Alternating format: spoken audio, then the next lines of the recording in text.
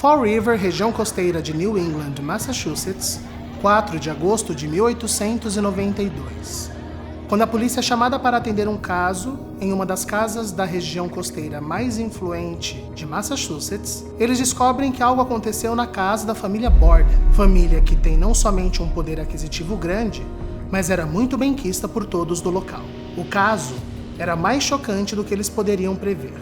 O casal, Andrew e Abby Borden, foi assassinado num total de 40 machadadas. No local, haviam apenas 2 mulheres, a empregada Maggie e a filha do casal, Lizzie Borden. O que poderia ser apenas um caso de invasão e assassinato começa a se desvendar como uma relação familiar muito complexa, crises por poder, dinheiro, amor e uma das suspeitas mais intrigantes da história inicial criminal dos Estados Unidos. Quem é Lizzie Borden, o que ela fez com sua família e os resultados de suas atitudes é o que você verá hoje, aqui, no Investigação Criminal Séries.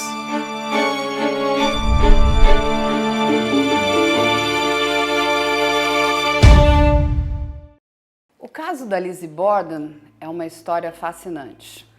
E acho que a gente precisa começar, como a gente está falando sobre séries, para mim, do melhor programa já produzido sobre esse caso. Ele foi produzido pela CBS e é o Lizzie Borden 48 Hours.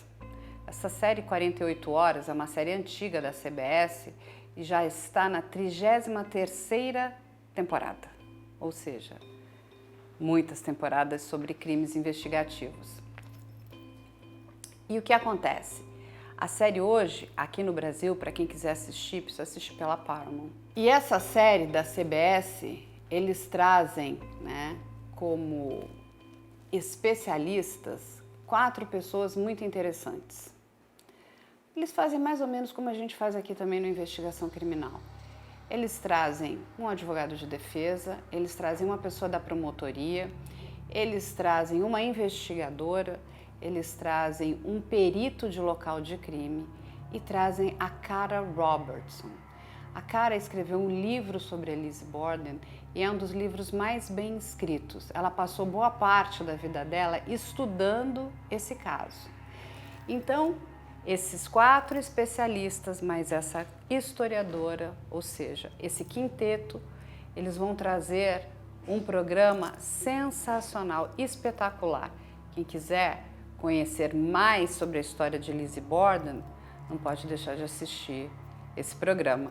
E é lógico, comprar o livro da Cara, que é realmente fabuloso, fantástico, muito bem escrito, com uma grande pesquisa de época. Mas a história da Lizzie é uma história, ao mesmo tempo, fascinante e intrigante, mas é a história de uma família muito infeliz. A história dela foi montada várias vezes no teatro. A gente tem as peças Nine Pine Street, Goodbye Miss Lizzie Borden, Fall River Legend e até um musical em cima da obra dela, que é, pra gente associar, ele é meio parecido com Sweeney Todd, que é o barbeiro demoníaco da Rua Fletcher, que era o homem que matava também. Então é aqueles musicais góticos. Na TV, o primeiro que montou algo foi Alfred Hitchcock, que teve um especial de TV inspirado no crime chamado The Older Sister, muito bom, e vocês encontram no YouTube. Nós temos A Lenda de Lizzie Borden, em 75, que é com a Elizabeth Montgomery no papel. Para quem não liga nome à pessoa, ela ficou famosa fazendo A Feiticeira, o seriado de TV. Tá? O filme é bem gore, bem cafona, mas é bem anos 70, é bem legal de ver até porque tem aquele quê de filmes antigos de terror. E A Arma de Lizzie Borden, que o nome original é Lizzie Borden Took an Axe, de 2014, que é com a Christina Ricci no papel de Lizzie Borden, um filme bem legal de assistir. Ele fez tanto sucesso nos Estados Unidos que virou uma minissérie. Fez o primeiro filme e depois teve uma sequência que é As Crônicas de Lizzie Borden, que é ela relatando o crime. Tá? Tem um episódio de Supernatural com o fantasma de Lizzie Borden falando com os irmãos. A série em si já não é boa, gente. Não precisa ver se vocês gostam. Ok. E no cinema, nós temos o filme Lizzie, de 2018, com a Claire Sevigny e a Kristen Stewart. Um filme que teve bastante reconhecimento no circuito de premiações de cinema independente, ele foi para Sundance, tá? Ele teve participação em vários festivais. É um filme bem interessante. A Claire Sevigny faz a Lizzie Borden e a Kristen Stewart faz a Maggie. tá? E a gente tem o documentário da Discovery, A Maldição de Lizzie Borden, que eles levantam uma outra possibilidade, que é a Lizzie ter sido, era médium e recebeu possessões demoníacas. Os produtos feitos, eu acho interessante comparar o da Christina Ricci e o da Chloe Sevigny, que são os dois de melhores produções. O da Christina Ricci é uma minissérie que coloca a Lizzie Borden como essa mulher mais ardilosa, mais gananciosa. É interessante porque eles assumem que ela era essa menina mimada, querendo morar e viver do bom e do melhor. Trabalha muito bem a relação dela com a madrasta, com os empregados e, no caso, com a Bridget, como sua confidente, né?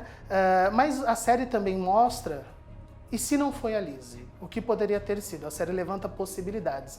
O que é bem interessante de ver, porque a gente percebe o quanto essa precariedade da investigação nos deixa abertos a pensar outras coisas também, né?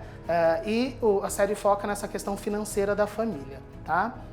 No filme, com a Chloe Sevigny, é interessante porque, assim, o filme não foca na relação dela com a madrasta, a gente mal vê a madrasta no filme. Não mostra a Lizzie como essa menina tão gananciosa quanto a gente tem nos relatos, porque o filme ele tira uma licença poética de se dedicar a uma das hipóteses. Então o filme foca na hipótese de que elas eram sim amantes uma da outra, a Lizzie e a Meg. Então a partir do preceito de que elas tinham um relacionamento e que o pai delas, o pai da Lizzie descobre isso, ele começa a manipular, a torturar, a agredir e assediar sexualmente a Meg para provocar a Lizzie, uma vez que ele começou a ter nojo da filha ser lésbica. Então, o filme foca nessa intriga sexual que aconteceu na casa, né? E o filme coloca a possibilidade, então, da Lizzie ter cometido os dois crimes, mas que a Meg seria quem daria as machadadas no pai. Só que ela não tem coragem, e aí a Lizzie acaba fazendo os dois, ela só ajuda. A Meg teria sido essa cúmplice que ajudou a Lizzie a se livrar das manchas de sangue, a limpar a casa, né? Então o filme é todo em cima dessa possibilidade. É importante a gente lembrar que nenhum filme tem o compromisso documental, especialmente num caso em que a gente não tem a verdade definitiva. Foi uma opção artística dos roteiristas e da diretora de, olha, vamos contar sobre esse ponto de vista.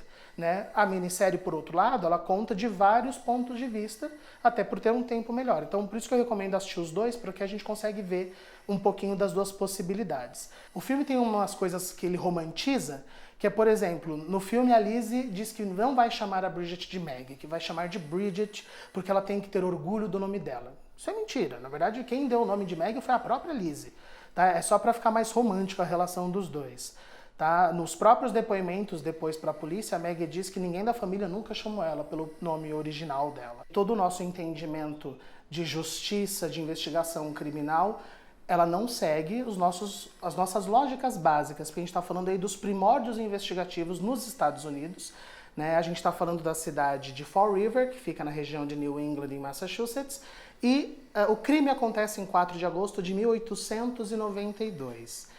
Então vamos só entender que era um ambiente onde mesmo a informação de imprensa, a gente tinha uma restrição de ser na maior parte impressa, a gente não tinha o rádio, não tinha televisão, era muito boca a boca e as próprias ferramentas da polícia para poder investigar um crime era muito em cima do diz que me diz, de recolher depoimento, né? A própria tecnologia que eles usam hoje, no caso de investigação pericial, não tinha, e isso é determinante para o caso que a gente vai contar hoje.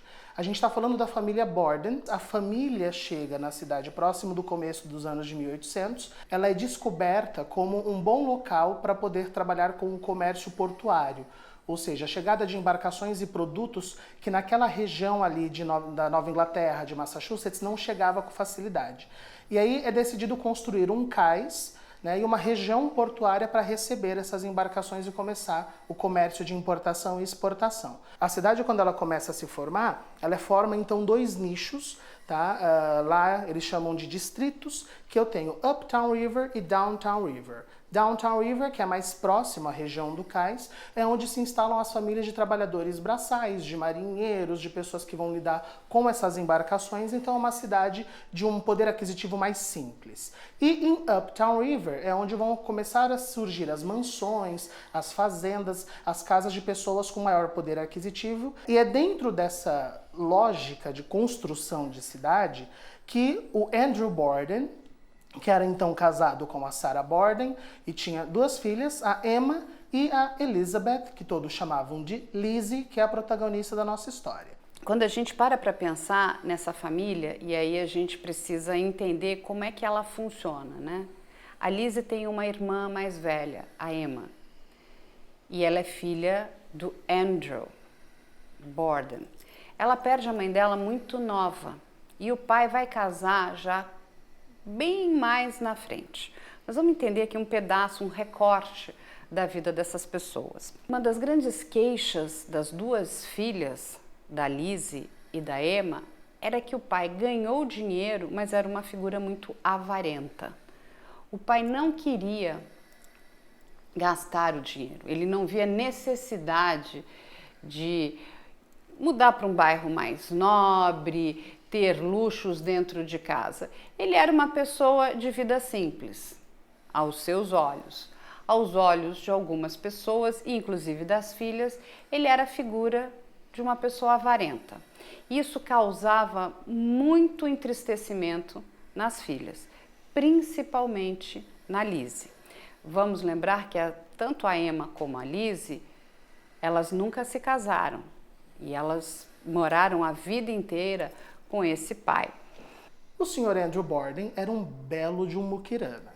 Ele ganhava muito dinheiro, mas ele não gostava de comprar e gastar com coisas da alta sociedade.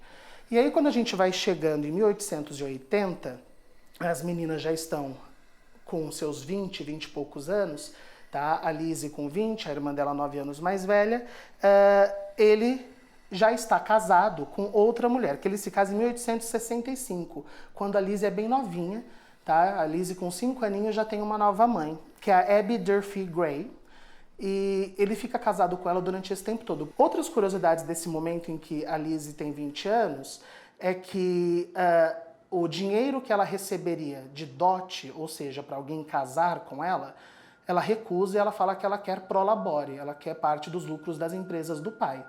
Então ela já tinha um raciocínio mais voltado para ela ser autossuficiente com o dinheiro que a família já tinha, do que arranjar um marido que cuidasse dela, né? E aí, junto a isso, começam os boatos de que Lizzie Borden poderia ser, vou usar o termo da época, tá, gente? Uma desviada, o que era a palavra que eles usavam para quando uma pessoa tinha traços de comportamento homossexual. Então, a suspeita de que a Lizzie era lésbica era porque ela não tinha namoradinhos, noivos ou marido, né? E ela, além desse comportamento do dinheiro, e aí vem o absurdo das opiniões machistas da época, o cabelo dessa geração, de 1870, foi quando as mulheres começaram a alisar os cabelos para fazer aquele penteado para cima. E a Lizzie não fazia isso, ela deixava os cabelos cacheados para baixo. E isso era tido como um alto sinal de desleixo. Então, se ela era uma mulher desleixada sendo rica, logo ela era lésbica. E aí ela começou a enfrentar meio que de uma maneira afrontosa. Vão falar de mim desse jeito? Pois que falem, porque eu vou atrás do meu dinheiro. Muitas pessoas especulam a questão da sexualidade da Lizzie. Algumas pessoas levantam que ela tinha um caso com a moça que trabalhava, que foi contratada para trabalhar na casa do pai. E vamos deixar claro também que ele só contrata os serviços dessa mulher bem lá na frente, ou seja, durante muito tempo quem fazia o serviço doméstico eram as filhas. E ele contrata essa mulher, que era uma imigrante irlandesa, o nome dela era Bridget, mas a Lizzie entendia que esse não era um nome que trazia bons ares. Para Lizzie, esse era um nome pejorativo e ela entendia que estava ligada às prostitutas da região ali. Então, ela rebatiza a Bridget e começa a chamá-la de Maggie. Então, ela era carinhosamente chamada pela Lizzie de Maggie. E existia ali a especulação que as duas poderiam ter tido um caso, mas não existe provas, isso é só uma especulação. Mas mais para frente, quando a gente chegar no crime, alguns pontos são muito estranhos, porque a gente vai entender que será que uma pessoa conseguiria fazer esse crime sozinha? Será que uma pessoa conseguiria sumir com todas as provas do crime? Será que ela não teve ajuda de ninguém? Bridget Sullivan, ela era 10 anos mais jovem que a Elizabeth, então a gente está falando da Elizabeth aqui com os seus 29 anos, tá? Ela, seus 18 para 19, ela é uma imigrante irlandesa, ela veio com a família para os Estados Unidos, ela chega ali na área do Carolina do Norte, porque essa região toda da Nova Inglaterra, essa região portuária de Massachusetts começou a ficar famosa por conta desse boom comercial que teve. E quando tem um boom comercial, automaticamente as pessoas precisam de mão de obra e mão de obra barata. Então, os imigrantes acabam procurando essas cidades para poder arranjar um trabalho rápido, né? E a família da Bridget vai até a cidade deles, vai até Fall River, aonde a Bridget ela é contratada para trabalhar como eles contratam ela inicialmente, eles chamam de camareira, mas na verdade ela vai cuidar da casa inteira, desde faxinar, ela não chega a cuidar da cozinha porque eles tinham cozinheiras, mas a função dela era o zelo da casa, né, e ajudar as meninas nas atividades delas. Então ela vira meio que dama de companhia, com faxineira, ela é uma faz-tudo naquela região. Uma curiosidade muito grande, primeiro que a Lizzie era essa moça que, apesar de conhecida na cidade, por não se casar e não ter namorados, ela não era muito frequentadora dos ambientes sociais e não tinha muitos amigos. E as empregadas da casa eram todas já mulheres dos seus 50 anos, então ela não tinha muita intimidade. Quando chega essa moça, ela consegue se identificar muito rápido com ela, né, e começa também a trazer ela para perto de si como uma dama de companhia. Então elas ficam mais próximas. A primeira coisa que a Lizzie faz é trocar o nome da Bridget, e aí, para a gente entender o porquê, tá? Inclusive, quando a gente faz pesquisa sobre o caso, a gente vê que raramente chamam a Bridget de Bridget. No próprio processo e no julgamento, ela é chamada pelo nome de Maggie, né? Esse Maggie foi um apelido dado pela Lizzie porque Bridget era um nome utilizado como apelido pejorativo para mulheres que trabalhavam em prostituição. A Maggie auxiliava a Lizzie nas tarefas da igreja, nos movimentos sociais. A Lizzie trabalhava muito junto com a igreja presbiteriana nos trabalhos sociais do local. Quando a gente pensa nessa figura, a Lizzie, ela era uma pessoa muito devota da sua paróquia. Ela fazia vários serviços para a paróquia, ela estava sempre presente. E por que isso é muito importante? Porque esse dado lá na frente, no julgamento dela, vai ser bastante importante, porque isso demonstrava que ela era uma mulher muito correta, ela era uma mulher que prestava serviços, né, sociais, ela estava muito ligada à sua religião, aos serviços religiosos ali da sua comunidade e da sua paróquia. Então, ela tinha ali um papel bastante importante. Uma outra questão que irrita muito as filhas do Andrew é que ele resolve, né, deixar a casa para a sua atual esposa, que vem a ser a madrasta das moças. O nome dessa mulher era Abby Borden. Isso é uma coisa que também irritou as irmãs. Elas gostariam de ficar ali, né, ter o controle financeiro, né, dessa herança. E vamos lembrar que essa herança atualizada nos dias de hoje estaria em torno aí de uns 20 milhões de dólares, ou seja, bastante dinheiro. Aquelas pessoas viviam de uma forma mais simples, mas tinham muitos recursos financeiros. Ou seja, a avareza tinha sido imposta pelo pai, que não via necessidade de melhorias ou, vamos dizer, né, de gastar dinheiro ou de esbanjar dinheiro naquela época. Então, nós temos os relatos aqui, e aí quando a gente depois entra na investigação, tudo é relato. A gente tem um relato da Maggie, a gente tem um relato de uma outra funcionária, que era a cozinheira, que não ficava na casa o tempo inteiro. Nós temos o relato do tio e o da Lizzie, tá? Porque tirando essas 4 pessoas, nós temos as vítimas e a Emma, que estava no litoral, então não tinha muito o que fazer. Eu trouxe aqui o que a Lizzie conta, o que aconteceu a partir daqui. Então, a madrasta, a Abby, foi arrumar o quarto, Ela foi para a sala, de acordo com ela, para costurar, para cerzir uma roupa. Bridget estava lá fora limpando as janelas. Depois que a Lizzie cerziu e cuidou das roupas, o pai chega, como de costume, para tirar um cochilo. Bridget foi deitar para descansar, tá? No caso, Bridget é a nossa Maggie, porque, de acordo com ela, o sol estava fazendo ela passar muito mal, então ela tinha que fazer intervalos para respirar um pouco, descansar e voltar para a tarefa dela. Então nós temos Maggie descansando, o pai descansando, o pai da família, e a Maggie acorda com os gritos de Lizzie, que ela vai atrás dizendo que alguém matou o pai dela. Então elas chegam no escritório do pai dentro da casa. Segundo Lizzie, quando ela terminou de cuidar das roupas, ela foi para o jardim para procurar no jardim alguma coisa que ela pudesse usar como peso de pesca, porque ela estava prevendo ainda de ir para o litoral, passar um tempo lá. Né? E aí quando ela foi lá e voltou, ela encontra o pai com o rosto desfigurado por golpes de machado. 11 golpes de machado no seu rosto. Tá? E mais 10 pelo corpo inteiro dele. Então o pai estava completamente dilacerado por machadadas.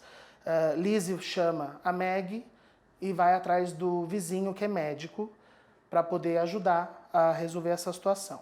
Tá? Quando eles foram lá, que chegam com o médico automaticamente diz que está evidentemente morto, e aí o médico pergunta, e a madrasta?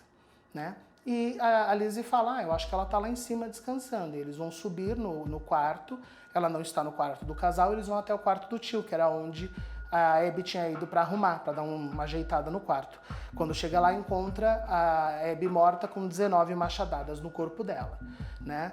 Ela estava morta numa poça de sangue, essa poça de sangue já estava seca. Ela vai buscar ajuda e nenhuma das pessoas que entra na casa vê nenhum vestígio de sangue na Lizzie. Ela não tinha vestígio de sangue na sua roupa, ela não tinha vestígio de sangue no seu corpo, na sua mão, não existia vestígio de sangue.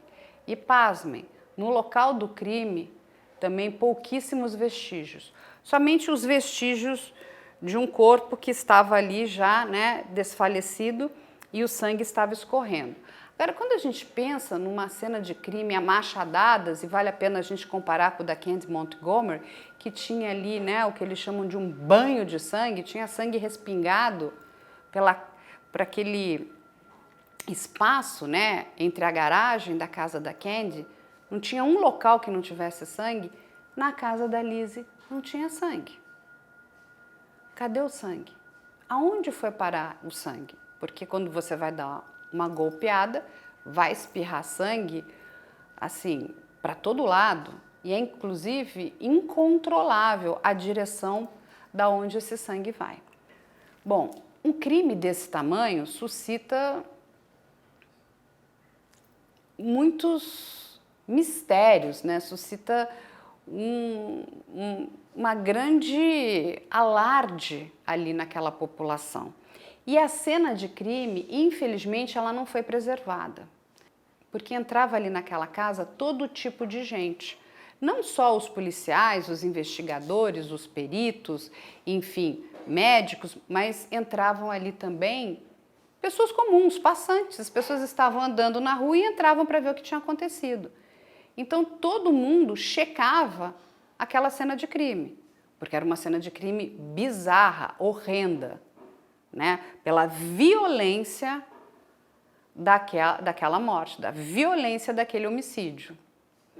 Mas algo intrigava a todo mundo. Aonde estava o sangue? Ninguém encontrava sangue. E todos os vizinhos foram categóricos, os que viram a Lizzie. Ela chegou muito bem postada, com a roupa impecável e sem nenhuma mancha de sangue. Então, como aquele assassinato aconteceu? Muito bem, hoje os especialistas que estudam muito o caso da Lizzie Borden não acreditam que ela tenha feito isso sozinha. Sozinha no sentido, ela poderia ter dado as machadadas? Sim, mas ela teve a ajuda de alguém para limpar a cena de crime. Aquelas pessoas morreram daquela forma, aqueles corpos foram colocados ali O que aconteceu? Porque mesmo que eles tivessem sido mortos naquele local, uma limpeza aconteceu. Muito bem, naquele momento nós só tínhamos 2 pessoas, além dos mortos, a Lizzie e a Maggie, que era a moça que trabalhava ali. A Maggie poderia ter ajudado a Lizzie? Poderia. A Maggie estava do lado de fora. Elas poderiam ter tramado tudo isso? Poderiam. A Maggie estava do lado de fora, controlando tudo o que acontecia, até para que ninguém entrasse na casa. Ela estava limpando as janelas. Depois que os crimes acontecem, ela pode ter ajudado a Lizzie a limpar a cena de crime? Também poderia. É lógico que se a gente tivesse, né, a tecnologia de hoje, em 1892, você teria ali, né, o Blue Star, o luminol, todos esses reagentes para mancha latente de sangue, e o sangue apareceria, por mais que você venha a limpar aquela mancha. Mas isso não existia na época, o que existia era o olho humano. E nada no olho humano foi encontrado naquela cena de crime. Então, esse mistério ainda prevalece. Na verdade, foram encontradas somente pequenas manchas de sangue num pequeno pano, numa bacia, no quarto da Lizzie ali. O que era isso? Naquela época, você não tinha absorventes. As mulheres, quando menstruavam, elas usavam pequenas toalhas, né, para conter ali o período menstrual. E o policial, quando pergunta o que é isso, a Lizzie fala: eu estou no meu período menstrual, então logo isso é a minha menstruação. E a polícia descartou. O que deveria ter sido feito? Recolhido para fazer uma análise para saber se o sangue era da Lizzie ou se era de algum daqueles familiares dela, do pai e da madrasta. Mas isso não foi feito. Ou seja, então aqueles achados tinham pouca valia. O que acontece? A Lizzie, durante todo o tempo da investigação, ela também trouxe várias versões, né? Ela se contradizia em alguns momentos. Isso suscitou ali um alerta vermelho na polícia. E o mais interessante é que a polícia, num determinado momento, colocou ela como suspeita. Mas chegou a entender que a arma do crime ideal para ela não seria esse machado, que também nunca foi encontrado, mas que ela queria usar veneno. A Lizzie chegou a ir numa farmácia, né, numa botica, como era chamada naquela época, para comprar ácido prússico. E ácido prússico é um solvente que ela dizia que ela iria usar para tirar umas manchas de mofo. Mas o que acontece? Esse solvente, ele é utilizado como veneno. E o que acontece? Ela não tem sucesso, porque essa botica havia informado a Lizzie que só poderia vender esse determinado produto químico com uma prescrição. E ela não tinha essa prescrição. Então a polícia ficou achando que talvez a Lizzie quisesse ter matado o pai e a madrasta envenenados. Como ela não consegue o veneno, ela usa esse outro equipamento. E ela leva isso no julgamento. Ela diz que várias pessoas da casa passaram mal e que possivelmente alguém estaria tentando envenenar a família. Ela, inclusive, no dia anterior, ela afirma que foi visitar algumas amigas, e isso inclusive é corroborado por essa amiga que diz, não, ela veio até aqui e disse que estava muito preocupada, que alguém pudesse matar o seu pai, que ele tinha inimigos. Mas que inimigos eram esses? Ou seja, a polícia começa a traçar ali uma personagem bastante interessante nessa cena de crime. Ou seja, ela vai nessa casa de amigos no dia anterior, diz que o pai poderia estar sendo ameaçado, ela procura comprar esse ácido prússico, que é um veneno, não consegue. Ela escolhe um dia que a irmã Emma não está em casa, a irmã ainda estava viajando, a gente não sabe se a irmã teve de fato alguma participação, né, na elaboração desse crime. Existe a questão que foi levantada em relação à sexualidade da Lizzie. Os policiais dizem que chegaram a ver ela tendo um caso com a Maggie, mas isso é só uma especulação. O pai disse que a Lizzie só receberia o seu dote, né, ou seja, algum dinheiro depois que casasse, mas a Lizzie nunca se casou, mesmo depois da morte, né, mesmo depois da morte do pai e da madrasta. Então, você tem ali um personagem bastante interessante, mas você tem muitos pontos sem resposta. E o mais chocante deles é aonde foram parar os vestígios de sangue de uma cena de um homicídio tão brutal. Nesse mesmo período de investigações, a Lizzie queima um vestido na lareira da casa, um vestido que depois, nos depoimentos da Maggie, a gente vai saber que estava todo manchado. Ela queima esse vestido e a vizinha dela, e aí, quero só apontar uma coisa, a gente fala muito mal às vezes de vizinho fofoqueiro, mas às vezes é bom você ter um vizinho mexeriqueiro, porque a vizinha viu fumaça saindo da chaminé num dia de verão. Ela falou, mas quem liga chaminé num dia de verão? E a vizinha foi lá bater na polícia e falar, olha, estão usando a lareira na casa dos Borden num dia quente. Né? A gente estava nos dias de maior calor daquela época. E por conta disso a polícia descobre que o vestido foi queimado. Né? Então foi por causa da vizinha dedo dura que viu lá a fumaça e foi denunciar. A Lizzie confessa que queimou sim o vestido, mas que era um vestido, na verdade, que era o vestido que ela teria usado no dia e que ela queria que aquilo trazia más lembranças para ela, que ela queria se livrar, né? Porém, essa denúncia, a polícia já fala, temos informações suspeitas demais. E por conta disso, dessa denúncia, que foi feita pela vizinha, que chama Alice, que a polícia prende provisoriamente ali, em 12 de agosto, Lizzie Borden como suspeita do assassinato do seu pai e de sua madrasta. Uma outra questão que foi levantada pelos investigadores é que as portas estavam fechadas, não existia sinal de arrombamento. Só a porta lateral da casa estava aberta, ou seja, ninguém entrou para roubar absolutamente nada. Então, de fato, qual é a motivação desse crime? Nada foi subtraído dessa casa. Tudo estava lá. 2 pessoas foram mortas de forma muito brutal, com uma assinatura muito pessoal. E isso também suscitou, né, um alerta vermelho na cabeça daqueles investigadores. Nada foi retirado do local.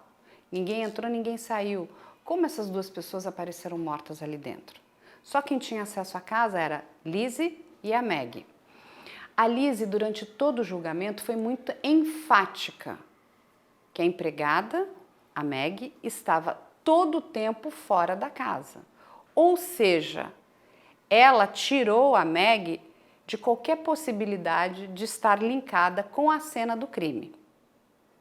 Isso o que a Lizzie conta. E a própria Maggie, também no tribunal, ela corrobora com essa versão, que esteve todo o tempo do lado de fora. Inclusive, os policiais, eles fazem testes, porque ninguém consegue imaginar como é que você não escutou uma pessoa morrendo a machadadas, não escutou um grito, não escutou a pessoa caindo, não escutou o barulho do machado. E eles fizeram testes. E ficou comprovado que aonde a Maggie disse que estava fazendo essa limpeza, realmente você não escutaria nada. Né? Apesar dessa avareza do Sr. Andrew, a casa era uma casa grande. Então, Maggie foi excluída do crime. Voltamos ali a ter só a Lizzie. Aqui a gente entra na questão do que é você ser um membro de elite numa sociedade extremamente preconceituosa. Lizzie Borden era uma herdeira e uma pessoa da alta sociedade, mesmo morando numa casa simples.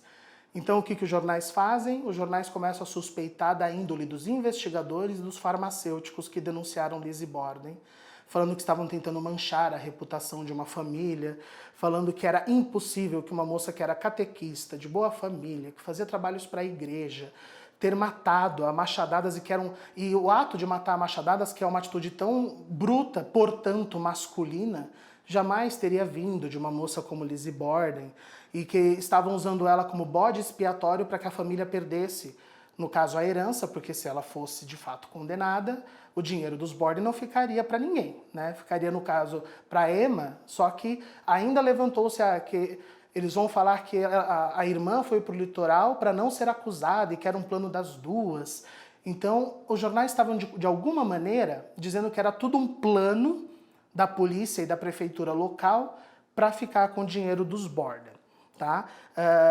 A polícia decidiu manter presa a Lizzie, e aí, com isso, eles começam as investigações de entrevistas, onde começam a surgir os boatos das intrigas da Lizzie e da Emma, com a madrasta e com o pai dela. Só que lembrando que boato, hoje e mesmo naquela época, não é prova suficiente para você decretar a prisão de ninguém. Né? Você precisa de alguma prova e não de diz que me diz. Tá? Só que naquela época tinha uma coisa que, só para a gente entender como funcionava, que era bem diferente. Se 5 pessoas deram o mesmo depoimento, isso virava uma prova. Isso hoje não funciona mais. Né? A prova tem que ser evidencial. Naquela época ela podia ser circunstancial, desde que 5 pessoas falassem a mesma coisa. Então eles escolheram o depoimento e, por conta de depoimentos muito parecidos, você tinha um comportamento social que indicasse vingança. E aí isso foi o suficiente para manter a Lizzie presa e para que ela fosse a julgamento. Vamos lembrar, não tinha sido encontrado o machado, não havia nenhum traço de sangue pela casa, a não ser nas cenas do crime, né? E a pessoa que teria sido a testemunha ocular disse que tinha quase desmaiado de insolação e que não tinha visto nada. Tá? Então, era isso que eles tinham para trabalhar no julgamento. A promotoria foi contratada, a empresa, os Borden contrataram também o melhor advogado de Massachusetts, que é o senhor Andrew V. Jennings. Estou trazendo o nome porque depois, se alguém quiser conhecer um pouquinho da história, o Andrew V. Jennings, ele foi, na época, o principal advogado de todos os crimes cruéis que aconteceram nos Estados Unidos, porque eram raros de acontecer, né? Jennings, então, lutou primeiro para que a Lizzie fosse julgada em outro distrito, para não ter a opinião pública em cima dela, da cidade que já a conhecia. Né? Ele conseguiu, ela é transferida para New Bedford, e o julgamento dela começa em 25 de agosto de 1982.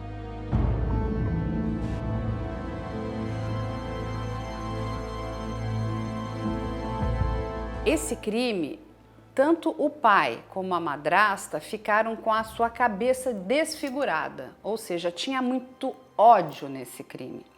Né? Partes do crânio saíram da cabeça, com aquelas golpeadas que os legistas da época afirmam que foram muito violentas, ou seja, não foi uma golpeada qualquer. E a questão é, qual é a arma do crime? Essa arma ela nunca foi encontrada. Pressupõe-se mais na frente, que depois acharam um machado, que talvez esse machado tivesse sido a arma do crime. Mas não existe ali uma confirmação. Primeiro porque não se achou sangue e segundo porque o machado não tinha mais o cabo. Ou seja, aquela peça que foi achada no porão não teria valia. A pessoa teria que pegar só a parte de baixo para fazer os golpes, o que seria bastante difícil e bastante improvável. Mas eles chegaram à conclusão que a arma do crime teria sido um machado. Aí, quando a gente pensa nessa arma do crime, um machado, né, volta novamente o caso da Candy Montgomery, que já em 1970, também nos Estados Unidos, mata a sua amiga com mais de 40 machadadas.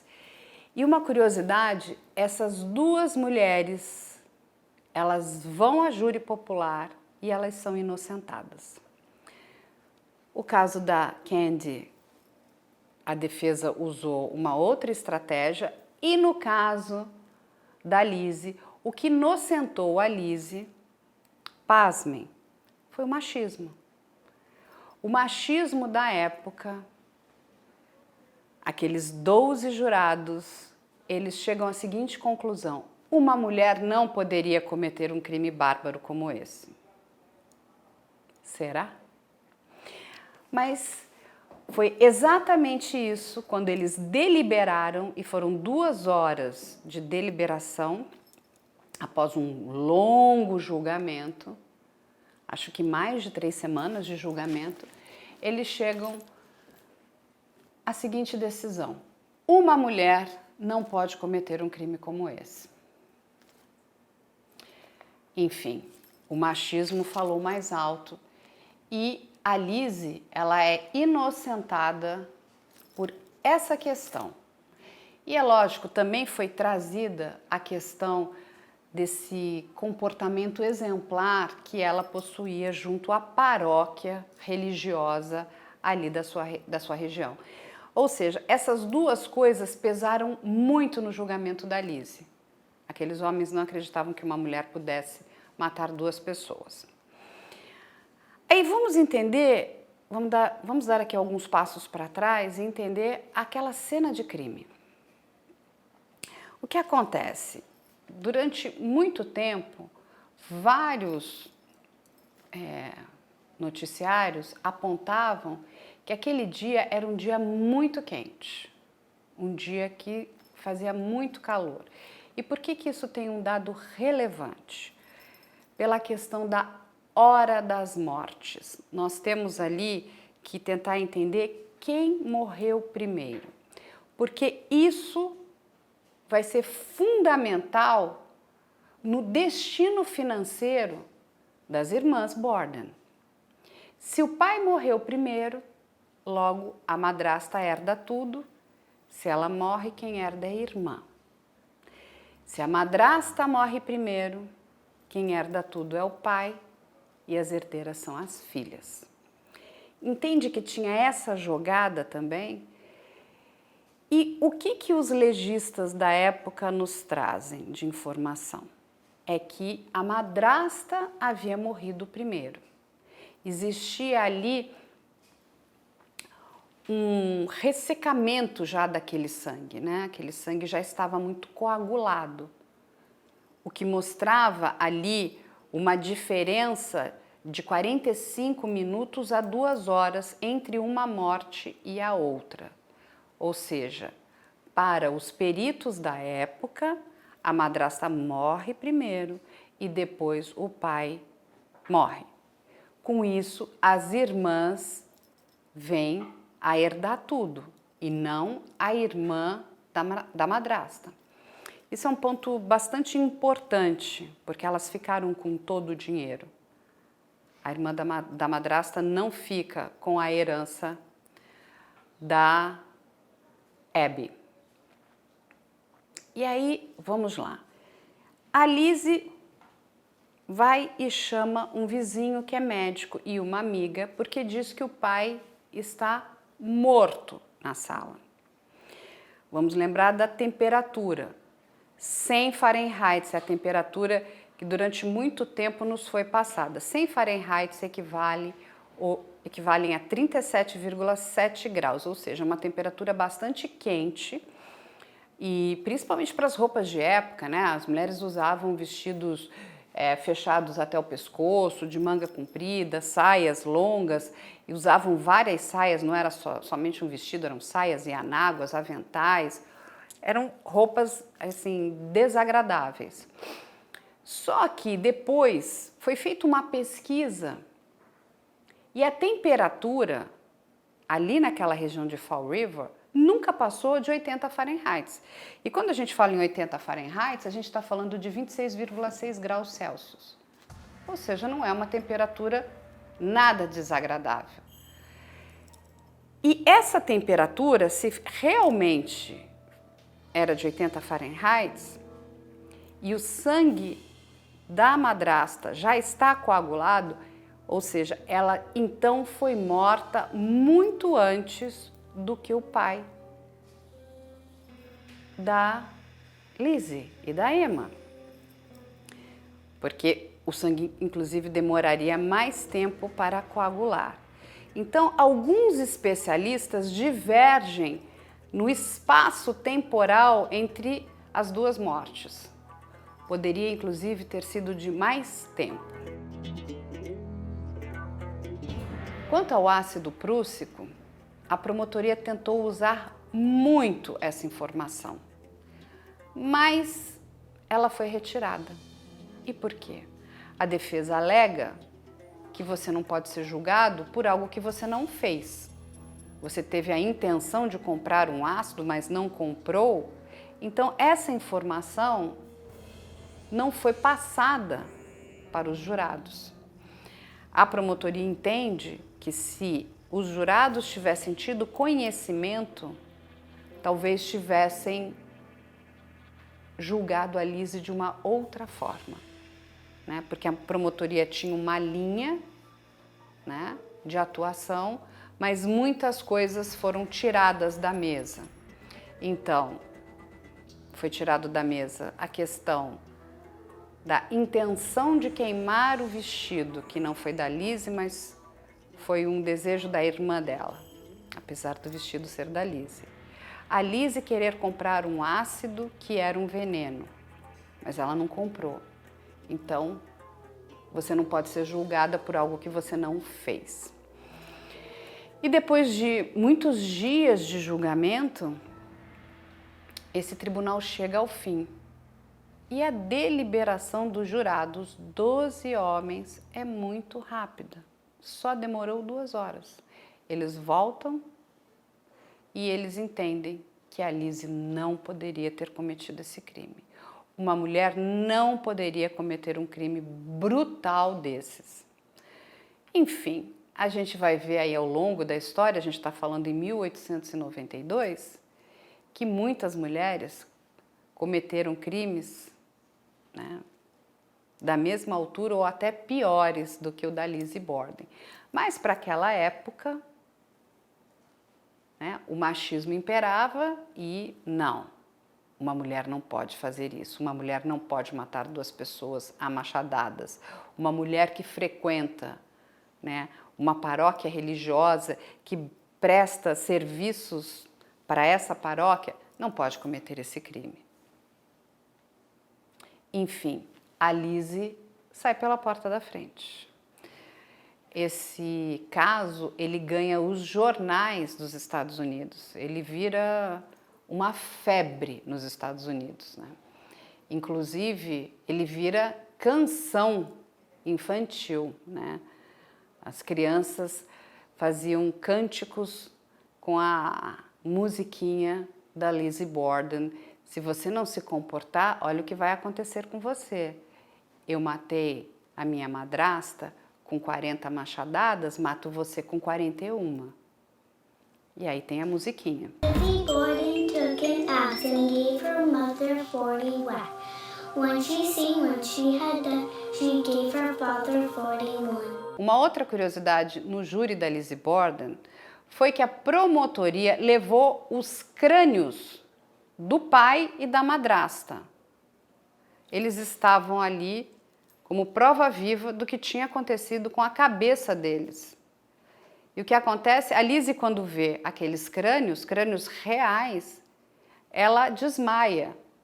Ou seja, de uma bizarrice ímpar, né? Você levar um crânio de uma pessoa para um julgamento. Eu, no meu ponto de vista, acredito que isso não deveria ter sido admitido. Inclusive, é uma falta de respeito em relação àquelas vítimas. Mas, naquela época, isso foi admitido, a promotoria leva esses crânios, a Lizzie desmaia e está feita ali uma cena dantesca. Então, só recapitulando, a Emma foi a testemunha mais importante no caso da Abby, porque a Emma diz em tribunal, ali durante o julgamento da sua irmã, que a ideia de queimar o vestido foi dela e não da Lizzie. E isso tira ali, né, uma espada da cabeça da Lizzie Borden. Uma outra curiosidade é que logo após também o julgamento, as 2 irmãs que eram inseparáveis, elas vêm a brigar. E elas rompem a relação. A Lizzie morre em 1927 e a irmã morre poucos dias antes. E todos estão enterrados no mesmo cemitério, lado a lado. O pai e as irmãs. E essa é a história de Lizzie Borden. Em 2008, um programa de TV americana que reconstrói crimes de fatos ou mentiras, ele vai tentar combater ou fomentar as informações do julgamento. Uma das coisas que eles investigam é, por exemplo, a hora das mortes, que falaram que eram 2 horas de separação, eles descredibilizaram, porque no dia 4 de agosto, naquela região, curiosamente, foi o dia que recebeu-se o maior nível de ondas de calor. O sol também vai ser uma coisa muito importante depois para a possibilidade da Maggie ter sido a assassina. Isso porque ela estava limpando janelas no sol, né? E havia a sugestão de que a insolação pode provocar um surto psicótico, né? Que a pessoa que fica muito tempo ali no sol, ela tem alucinação, ela pode perder o controle de si e o apontamento disso vem também em cima de suspeitas de que o pai da família Borden abusava sexualmente das empregadas. Então você junta talvez uma revolta sexual da Maggie contra o pai, né, das meninas, junto à patroa ter forçado ela a trabalhar doente naquele sol a pino, e aí o sol teria feito ela passar mal e feito isso. O que particularmente eu entendo a Maggie como suspeita, mas uma vez que a Lizzie estava na casa, eu não entendo como é que uma teria feito algo e a outra não teria visto nada. Eu entendo que pode ter sido as duas junto, né? Talvez, como a gente comentou, a Lizzie era muito amiga, muito próxima da Maggie, e caso essa suspeita de abuso sexual fosse uma possibilidade, ela poderia também ter ficado revoltada com o pai e a madrasta, o pai por fazer, a madrasta por fazer vista grossa, né? E que isso seria sim um bom motivador de vingança, somado já à relação financeira, porque a gente teria o problema da relação financeira junto a uma revolta por um abuso sexual do pai. A aproximação das duas, junto com o comportamento que a gente já comentou da Lizzie de não querer maridos e namorados, ter dado o anel de compromisso para o pai, né? Junto com o fato de que quando a Lizzie Borden foi presa, os advogados dela queriam colocar a Maggie como suspeita para poder apontar outro direcionamento das investigações, e a Lizzie proibiu terminantemente de acusarem a Bridget, ou a Maggie, no caso dos crimes, tanto que a Bridget nunca foi investigada pelos crimes, nunca foi colocada como suspeita, porque a Lizzie proibiu. Começou-se esse boato de que elas poderiam ter algum tipo de relacionamento ali afetivo entre as duas, tá? Vale lembrar como resultado, a gente está falando que depois de toda essa investigação, né, de todas as possibilidades que eu apontei, a Carla apontou, a gente tem o resultado que Lizzie Borden é considerada inocente, né? Ela é solta, até hoje ninguém verdadeiramente foi acusado ou preso por esses crimes. A Lizzie não somente foi solta, como teve acesso à herança. A Emma, que é a irmã mais velha, vem a falecer numa idade mais jovem, tá? Ela vem a falecer perto dos 40 e poucos anos ali de uma doença. Então o dinheiro todo da família acaba ficando com a Lizzie Borden, que ficou famosa naquela região de New England porque ela virou uma socialite, que dava festas, andava com celebridades, ela pagava para editoras que queriam publicar sobre o caso, ou jornalistas que queriam levantar novamente as investigações. Ela pagava para silenciar, de acordo com ela, para preservar a memória do pai, para não prejudicar. A Bridget, né, ela volta para a Irlanda depois de tudo isso, por conta do rosto dela ter saído nos jornais, né, nós temos, inclusive, dá para encontrar no Google ilustrações dela, e ela prefere uma vida mais discreta, ela volta, ela casa, depois que ela casa ela vem para os Estados Unidos novamente, e segue a vida dela discretamente, casada e com filhos. A Lizzie viveu até 1923, ela morre de pneumonia, e ela morre como uma das mulheres mais ricas de New England até hoje. Como a gente já falou aqui, muitos filmes foram feitos, muitos livros foram escritos. Eu aconselho o livro da Cara, dessa grande historiadora e pesquisadora da vida de Lizzie Borden. Eu particularmente gosto muito do documentário da CBS, o 48 Horas, que está na Paramount, mas tem filmes que foram feitos pela Anna Rich, tem inclusive um documentário que faz especulações do que teria acontecido naquela noite do crime. Eles convidam médiums, né, para tentar entender se de fato foi a Lizzie que cometeu aqueles crimes. Eles não chegam a um consenso e o que é interessante é que eles vão mais para trás. Eles trazem a informação que tem outros parentes da família Borden que também sofreram por outros crimes. Então parece que existe ali alguma coisa, né, que permeia essa família, existe algum destino, né, bastante cruel para essa família, algo que nem os médiums conseguem explicar, né? É um documentário interessante, são médiums muito respeitados nos Estados Unidos e eles tentam decifrar o que foi que de fato aconteceu com essa família.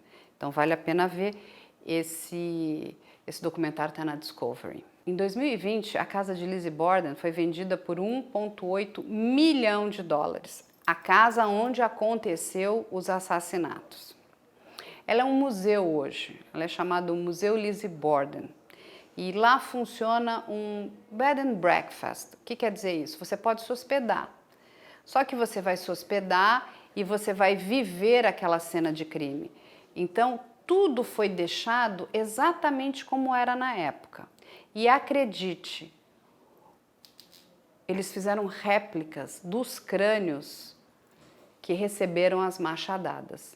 Então, estão numa cristaleira, tem lá o possível machado, tem a réplica dos crânios, tem tudo conforme era naquela época, em 1892. Essa casa está aberta à visitação, inclusive se você quiser passar uma noite, você pode passar uma noite no Bed and Breakfast da Lizzie Borden.